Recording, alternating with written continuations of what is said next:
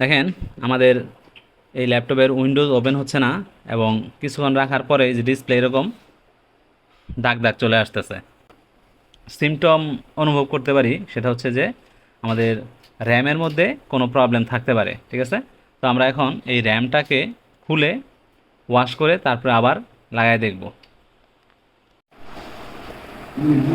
ধীরে ধীরে ডিসপ্লের প্রবলেমটা কিন্তু বাড়তেছে, দেখাচ্ছে এই যে প্রচুর।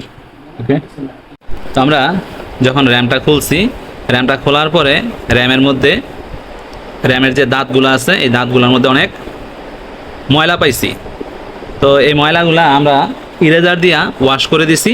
ওয়াশ করে দেওয়ার পরে এখন কিন্তু দেখেন আমাদের ল্যাপটপটা আধা ঘন্টা 1 ঘন্টা ধরে চলতেছে, এবং বায়োস আপডেট করছি এবং অন্যান্য আমরা ফাইল ওপেন করতেছি, কোনো সমস্যা নাই।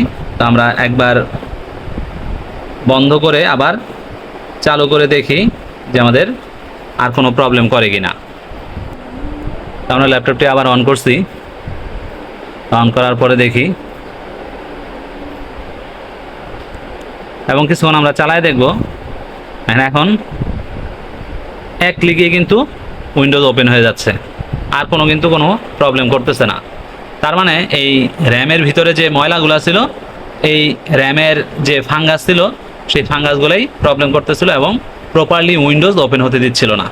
তো আমরা এখন র্যাম ক্লিন করে দিচ্ছি, ক্লিন করে দেওয়ার পর এখন প্রপারলি কাজ করতেছে। ধন্যবাদ।